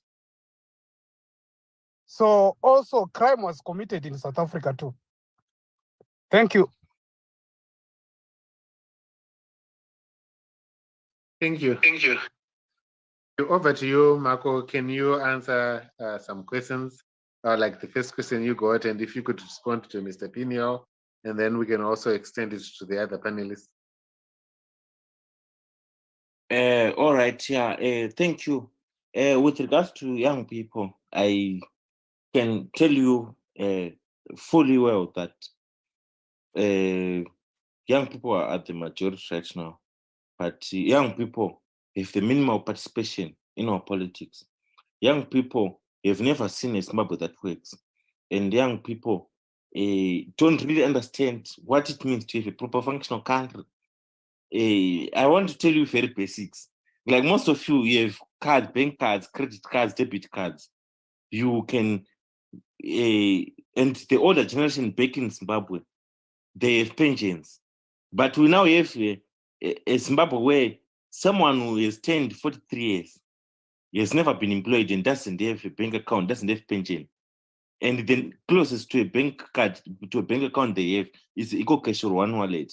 They don't know how it means to go and buy on credit, to finishers or anything. So with young people, I would rather put the burden more on the older generation, on the need to educate, to rewire. We need to education on how things can be better, how it has been better, how they can be better. We need motivation. Because I want to be honest with you, with regards to the scourge of now drug abuses, it's dominant. The issue of even things like if you go to areas like Epworth, areas like Bare, areas like Harare South, you will find that young people are now even into sex work for survival. It's lack of opportunities, and it's I think we would need another whole Zoom engagement to speak about this. But with young people now, what's needed is those of us who are enlightened, we must never tire to try to do everything to educate them, be it even texting, be it even calling, be it even tweeting, be it even on Facebook, be it everywhere. Let's try to just let them know that things can be better. Zimbabwe was not supposed to be like this. It was never like this. It's more to do with education. It's more to do with enlightenment. It's what we need to do. Then the question about the diaspora, South Africa and others. The issue we must understand now, especially with candidates, is as citizens, we have the power at the end of the day. And the power we have, we sometimes unknowingly surrender it. And how do we surrender it? It's in just expecting some people to do things for us. I want to be very candid with you. Right now, we're entering into elections, but we don't have even, the citizens have said to now own this project and be in charge. But there have not been a group of citizens who have even come around to come up with something, maybe even like the Citizens Manifesto on what you want, or even the Citizens Leadership Pledge on what kind of leaders do we want. Wednesday is there. I understand Triple C and the progressive alternative. It's beginning its candidate selection process. But not even a single citizen has come up with a suggestion to have a citizens leadership pledge, whereby someone, before they even are to be considered for selection into parliament or council, they have signed a pledge that I won't take $40,000. They have to sign a pledge that I won't take stands. They have signed a pledge that I will not take the cars. There's a certain set that we need. So we might blame and everything, but we must also see that we are outsourcing our power, because in any elections, in any politics, especially in Zimbabwe, citizens, be they millions in the diaspora, they have the resource power and also in terms of power, the influential power on social media. We are the ones with the 5Gs. We set the dominant narratives. We move from there, we go to even citizens in Zimbabwe, even in the diaspora, those who can go and vote. We have the power to, the votes. We are the ones with the votes. And we really need to exercise our power, to demand those, citizen manifestos, citizen pledges, and everything. It's something that we need to be proactive, so that we set the standards for what we want. So yeah, I hope we have more time to discuss about these things. Thank you. Thank you, Marco. Thank you very much. So guys, let's chime in. Please raise your hands if you have any contributions. The floor is now open. We want this to be interactive because we all have an opinion. We all have we all have something to say. So as Marco said, sometimes you have to own the struggle. So owning it is stipulating our expectations, our frustrations. So please come in and unmute yourself, introduce yourself, and then come through. Thank you. So we have leader Charwa. You can go ahead, and then after you, we can have Leonard come in. And I can also come in after Leonard. I can't put my hand up. I don't know, maybe because I'm co-host. Okay, that's fine. Okay. It's Charwa. Thank you, SG, and thank you all to our panelists to give us such an informed, information that we really needed. My question is actually directed to Advocate Masia. Looking at the way our systems, our judicial systems, are compromised or captured, from the law enforcement, that is the police and the courts themselves. Is there any way that from the people in the diaspora, is there any way or channels that we can use in order to push for investigations? Because if we look at South Africa already, they are already, starting investigations to all those banks that are involved. Something that I don't think is ever going to come from our country. Are there any legal channels that citizens in the diaspora can use in order to push for investigations in these two documents that already have been released by Al Jazeera? Thank you.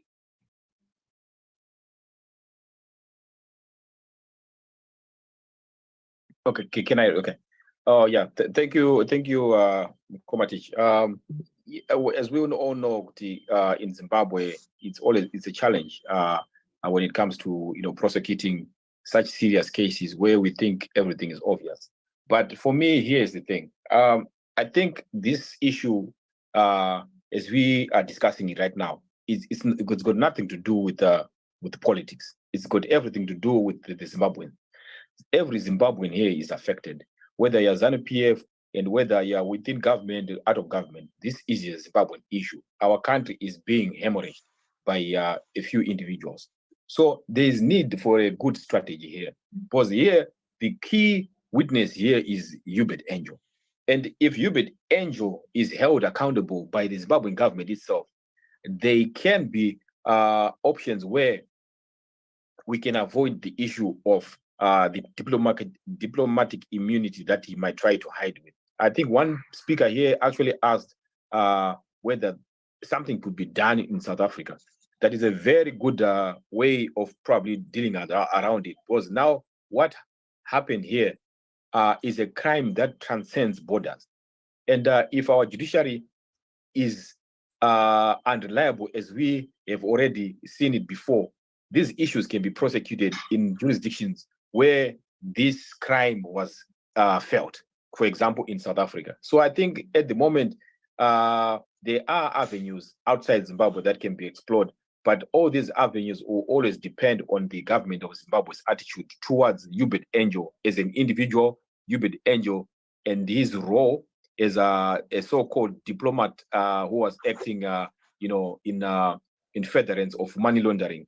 So whatever comes out of this has to be something that is determined, that will determine which direction can be taken, which is effective, of which If I was me advising the government, I would probably say, please deal with Hubert Angel and probably fire him from government and de-associate yourself with this issue so that these issues can be prosecuted accordingly. Thank you, Advocate. So in the interest of time, I think I'll take Leonard as the last one, and then we will have our panelists come in to make their final comments. Leonard, go ahead. Good afternoon, everyone, and good morning to everyone. I would like to address basically two things. My other questions have been answered by the previous speaker. The first one is to do with corruption. Yes, we are currently having the gold mafia, but let us not forget that corruption has been rampant in Zimbabwe. Even if you check, soon after independence, there was the Willowgate scandal. From there, if you check, we go to GMB, where Kangai looted dry the GMB. Then from there, we go to, it was Noxim. There was a big scandal there.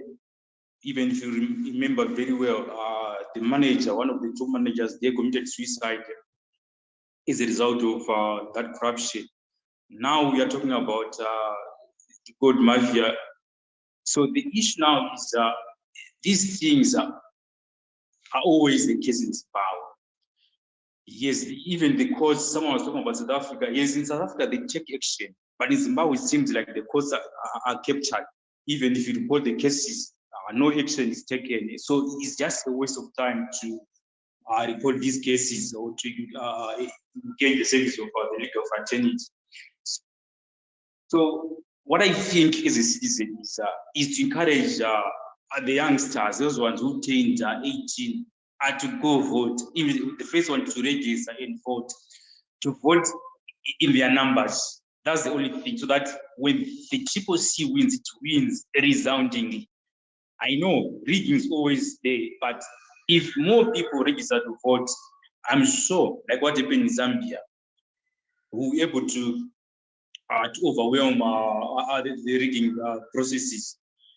Because now someone was talking about the issue of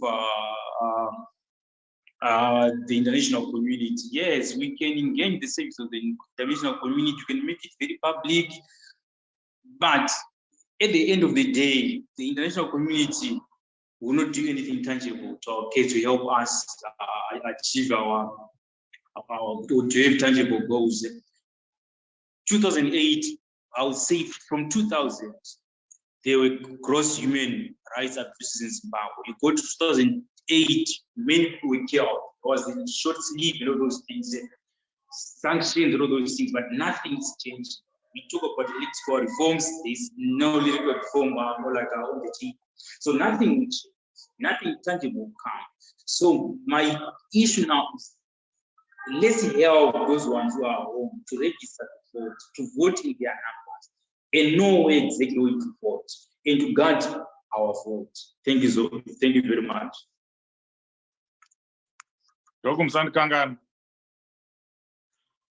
Thank you. So Chief, go ahead. Okay, yeah. The speakers can answer these questions in their closing remarks. To Advocate Masie, we have this airport manager, Chidodo. He is in camera confessing that he was, helping criminals take the bags and everything through the airport scanners. He is confessing. Why is he not in jail? And why is he still working? Why hasn't he been suspended? And then to our comrade, Comrade Mutasa, you are a veteran trade unionist. You have been in the trenches for the longest time. I'm sure you'll be best to advise the opposition. There we go again. We have heard criticism from a number of prominent people saying the opposition is not doing enough to take advantage of the Al Jazeera documentary. What can we do? What can the opposition do to take more leverage, more advantage of what is happening. And then what can we also do to, get people, organizations like ZAC, because ZAC, it's supposed to be fighting corruption. And now it's quiet. The corrupt activities are there. They are quiet. What can you do as civic society? You are, a chairperson of one of the biggest civic organizations in Zimbabwe. What are you doing to make sure that some of you guys, some of your fellow activists in the civic society world are doing something, to push what the citizens want? And you also, if you can also talk about what churches, Zimbabwe churches organizations, they are quiet. They haven't commented. What can you do to put pressure on them so that they speak up? And then the last question is to Chennai. Chennai, I want you to make us more angry. You are an economist. In terms of opportunity costs, the billions of dollars that are being smuggled out, and the gold that is being smuggled out, what could it do to our gross domestic product? What can it mean to an ordinary Zimbabwean in Zimbabwe, and even those outside Zimbabwe? So you can just do this as you round up as per Dr. Mirimi's instructions. Thank you. Thank you. We can start with Chennai. Thank you. So I would like to answer a couple of questions in terms of what we can do before I make you angry, like Chief said I should do. In terms of what we can do, we must remember that Hubert Angel is actually a British citizen. So that changes jurisdiction, or it introduces a new jurisdiction through which something can be done. When you look at money laundering accusations, this is an international crime. It's not a crime that starts and ends just in Zimbabwe. And with him being a British citizen, I believe there's recourse. I stand corrected. I know we've got Advocate Masia on the call as well. But I think there are opportunities to be exploited there. My understanding as well is in terms of him being a diplomat, but because he is a citizen and lives and resides in the UK and a resident in the UK, that apparently the immunity does not apply in his country of residence. And so there is again, there are possibilities that I encourage citizens to explore in terms of what we can do, not necessarily as CCC, but as citizens, because this is actually a common cause. It affects everybody, whether you are ZANU-PF or you are neutral or you are CCC or whoever you are. We are all in this mess together. So I encourage us as citizens to look at what can be done and what opportunities there are from that perspective. And then because you look at other countries like the DRC and other places, a lot of things have been done across the world because it was the citizens who actually decided to act and do something about it. In Thailand, in Uganda, I believe there were some things that were put forward to the ICC, etc., etc. So there are different opportunities that I think we should exploit. In terms of with the upcoming elections, like Marco said, the majority of people in Zimbabweans are young people. So when we are speaking to people at home and really conscientizing them and motioning them to action, if we just focus on just the young people, the 18 to 35, we will do well because they are the majority in Zimbabwe. After them is women. So if we can just focus on that constituency alone, we will win Zimbabwe for change. So that's my other point. In terms of the impact on the economy, I mean, you don't need to look very far. Zimbabwe, at the moment, 50% of Zimbabweans are living in extreme poverty. So not just poverty, extreme poverty. Extreme poverty means per day you cannot afford the basics to survive in that day. and that's nearly half the population. And this is where we are. This is what happens. You know, you go to a hospital like Paranyatwa, you can't find even private hospitals, because I always say to people that poverty is different to being poor. If you say someone is poor, that's them. That is poor. Poverty affects everybody. It affects you regardless of your social class. So when even private hospitals cannot afford or cannot find drugs like morphine or paracetamol and things like that, that is going to come knocking on everybody's door. You know, so, and things will get worse if we start being impacted from an international trade perspective, whereby we are now appearing on the list of countries that are associated with money laundering and possible acts of supporting terrorism and child sex trafficking. That is going to make things very, very difficult for Zimbabweans, for a country that imports, you know, we are an import-based country. So if we come into a place where we are now being affected in terms of our international trade, then things are going to get a lot worse. It has become critical for Triple C to win this election for every Zimbabwean, whether you're a ZANU-PF Zimbabwean or a Triple C. We absolutely need change, because the trajectory in which we are traveling is going to be extremely dangerous for us as a nation. Thank you. Thank you. Thank you. Let me see if Mr. Mtasa is still here. Mr. Mtasa, are you still here? You can make some comments, your final remarks.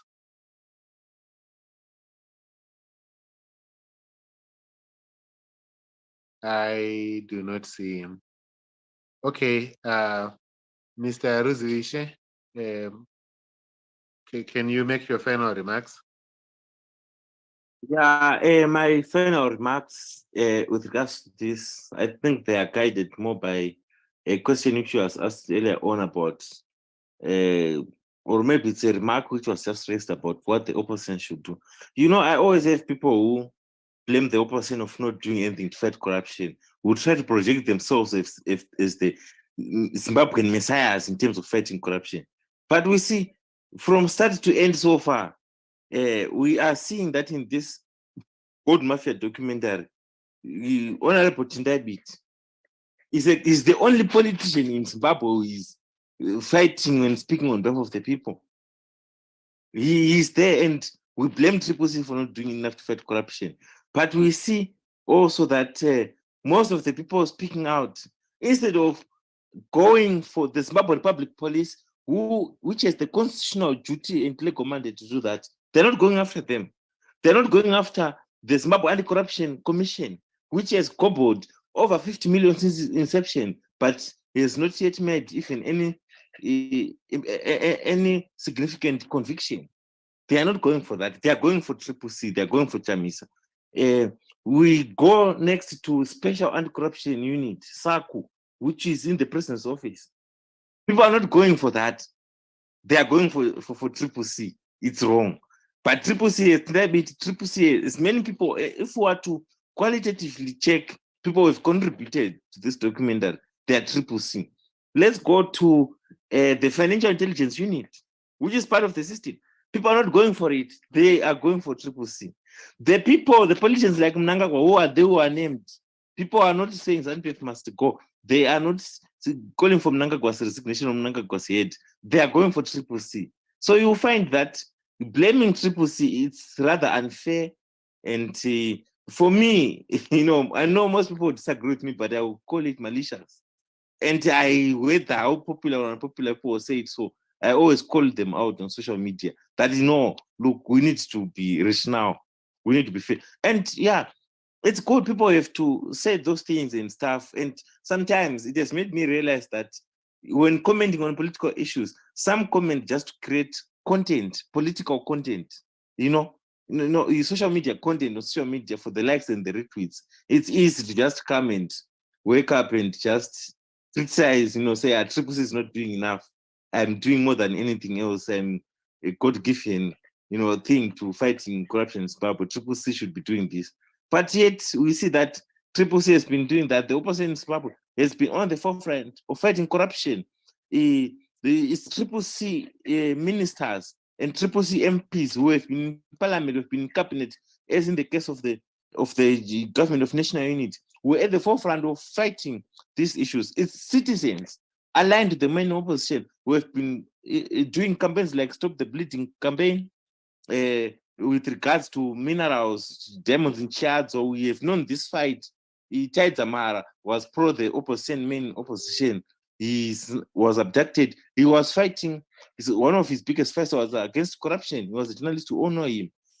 Advocate Kenneth Masie represented Chad Zamara actually. And Chad Zamara, one of his most demos, were fighting against 15 billion, the biggest money that has happened in Zimbabwe, biggest corruption case that has happened in Zimbabwe. But it's easy to just blame Triple C. So I think as citizens, we need to understand and be resolute and to know that at the end of the day, we must keep our eyes focused on the ball. People will come with all suggestions and everything, but we must keep our eyes focused on the ball. Eyes focused on the ball right now. The ball is about removing ZANU-PF. There are elections. Let's do everything we can to make sure. I think it would be better if we were to make noise around issues to do with, making sure that agents there or anything or everything. Because fighting corruption, as we have seen, means removing ZANU-PF. Fighting the gold mafia, as we have seen, it can only be fought by removing ZANU-PF, because the gold mafia, as it is, as long as ZANU-PF is in power, they cannot be arrested. They can go walk like a straw in the park. They said it through our airports. The gold mafia can do whatever they want. We've seen at Globe and Phoenix School in Kwekwe collapsing under illegal alluvial mining, drilling beneath a school. A school collapsed. Children were injured. This is the gold mafia. They are trying to meet the demands of the gold mafia, in terms of the gold output. People are suffering. We see violence, the machete gangs, Mashurugu, they are there. It's the gold mafia that is benefiting from that, from all that chaos. And we see even Wingiti singing against corruption is attacked. It's the gold mafia. We also know that Wingiti's last gig in Kwekwe, he was chased by the gold mafia. Those machete-wielding Mashurugis, they chased him. It's the gold mafia. All the problems we have in Zimbabwe is this mafia. So instead of really going after the victims, let's go after the criminals. And let's not waste time saying, the opposition should have done this. Yes, it could do more. They actually don't want corruption themselves. But they, just like all of us. And the problem we have now is issues to do with, I think, why I'm appealing for more such engagements like this. It's ideological education, consciousness building. To know that at the end of the day, Triple C, if we were to be crude, it is just an electionary platform of politicians, But the raw and brutal fighting day-to-day issues belongs to citizens, belongs to labor movements, belongs to civic organizations, belongs to citizen champions, belongs to you and me, belongs to all of us. And for us, it's actually abnormal. I always say that it's abnormal for a political party to be trending for all 5 years, even including non-election years. I think Triple C has done enough. Because usually political parties, they trend during election periods. But Triple C has been trending since 2018 to its to formation, 2 years ago and last year and everything. It shows something, but then also we have to do something in terms of action, activism, fighting, getting in the streets and everything. And we can't outsource our duties. We can't outsource our revolutionary mandate to Triple C and everything. So I know I've said a lot, but I also feel I've said nothing, because I really think we need more discussion around this. But I thank you for this discussion. I think we should share some more. We can never have enough time, because this topic it pains us all. Advocate Masie, can you make your final remarks, and can you make them brief, please? Yeah, sure. I'll be very brief. Yes, just to answer Chief's question. Yes, it's not surprising that no one has been arrested. It's not surprising at all. That's how our legal system in Zimbabwe works. it protects those people who basically are at the helm of, conducting these criminal activities. But one thing that I probably advise is that in as much as we know that no arrests will be done, I think at this point in time, it's very important to create history, and also to create what can I say, more of a reference point. To use those institutions, even though they are deemed corrupt, because when the country now is in a place where we need to fix things, we would know where to reference to. And there is an anti-corruption commission, as highlighted, PANAPA, which should be involved in these things. And I would also urge probably us as citizens to, to test that commission by submitting our petitions there, and requesting them to, demanding actually them to investigate this event, and initiate arrests if so needed. And we know probably nothing will happen, but when the time comes when we are narrating history, we will say that on this day we submitted this petition to you and you did nothing, and so forth. But lastly, I would also want to say that, at this point in time in our struggle in Zimbabwe, we might be, legal minds, or, using the law. What does the law say, and so forth. To me, I think we're at a point in time where we need to take, the powers, and use whatever means, advocacy or otherwise, to fight this system. Mutemo, of course, is there. I think it should be used as a plus, but the citizens' action has to be at the forefront. Because at this point in time, we might be talking, we might talk, we might argue, we might, debate and so forth. But at the end of the day, what are the citizens going to do? At the end of the day, how is the government going to feel the heat of the citizens? We know that they've captured the courts. We know that they've captured some of our colleagues, but the citizens still have the power. Let's make sure that we find ways to force this government to act. They cannot kill us all. I'll conclude. Thank you, Advocate Masia. We've heard a lot. We've learned a lot today. We know we've been watching the Gold Mafia series from Al Jazeera, but from the presentations that we've had, we now know that that's not the only thing that is being looted. Basically, almost all our mineral resources are being looted. Chrome, platinum, a whole lot of our minerals are being looted. The future of Zimbabwe is being looted. The future of our youth is being looted. So there's a lot we need to do. We have been challenged. Let's make history. And I was looking at the charts there. There are people who've been asking, what can we do? In Canada, they have plans that are already at an advanced stage. They are going to demonstrate in I think Toronto, as has been said. In the US, we have plans that are in the works. We are going to go and demonstrate about all this at the embassy in DC.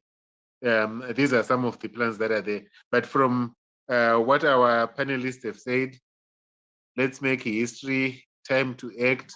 Let's encourage all our relatives at home to vote. Those of us who can go home to vote, let's go and vote. Let's make sure that we have large numbers voting, because that's one easy way of getting rid of the regime and getting rid of all these shenanigans. So at this point, I would like to call upon Mr. Bako, if you are in to give us a vote of thanks. Mr. Bako. You said Mr. Mugomeza would do it. Oh, Mr. Mugomeza. Okay, go ahead, Mr. Mugomeza. Sorry, Joe, can you hear me? I've got Wabago on speaker. I can put him on speaker. Yes, we can hear you. Okay, thank you very much. Thank you, Doc. And thank you for this wonderful platform this afternoon. I think, like what we have heard from our panelists today, all it is now, guys, it's up to us. But first and foremost, let me thank our panelists for this afternoon. Advocate Masia, Marco, very energizing as always. And the lady speaker, I think I didn't get her name because I was coming in and out. Thank you so much for presenting us with all this information, which is, I think, is going to energize us. And you have answered a lot of the questions that we had in our minds. And we really, really appreciate you for that. But as for us all here, guys, there you are. You've heard it all. It's now entirely up to us. And we have to play our part, like how Marco explained, guys. We want to play let's play our part. And you know, as the diaspora, people back home, they look up to us more than we even can imagine. So let's start it here. Let's do whatever we can do. If we do for doing any litigation, whatever we can do to make sure our voices are heard and we are seen to be taking action. So as for, like the doctor said, in Canada, we're planning a demonstration, and our demonstration, we want to take it to the Zoom members in Ottawa, which is the capital. So we are arranging that we go there and stage a demo, and we're trying to do it coordinated with all the external assemblies.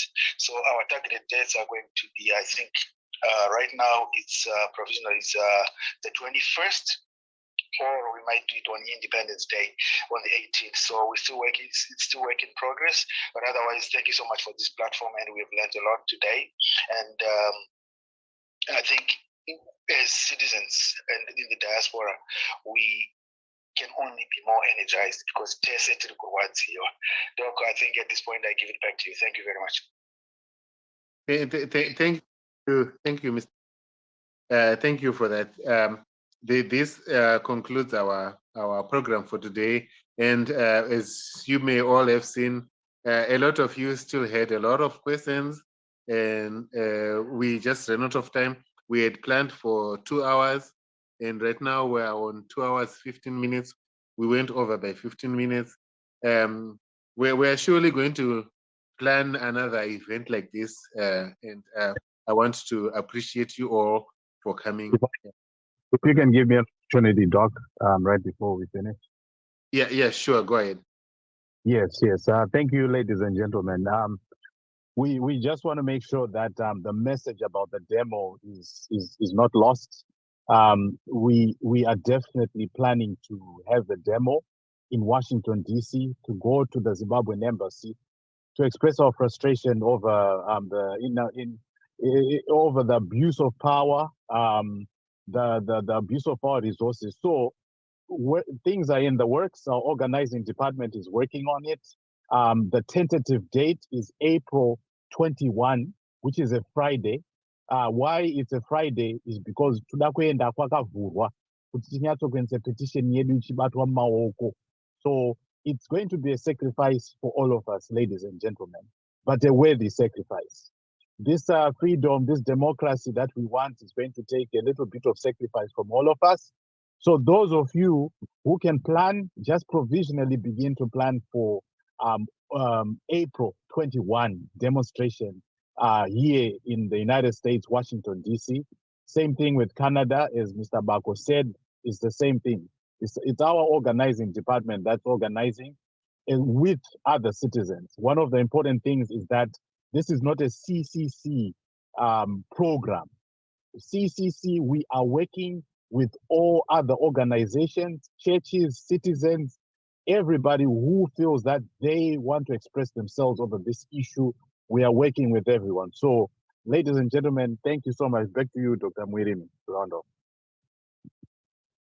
Thank you. I think you have already said it. Thank you, everyone. And this concludes our program for today. See you on the next event. We will have another one. Thank you. Thank you.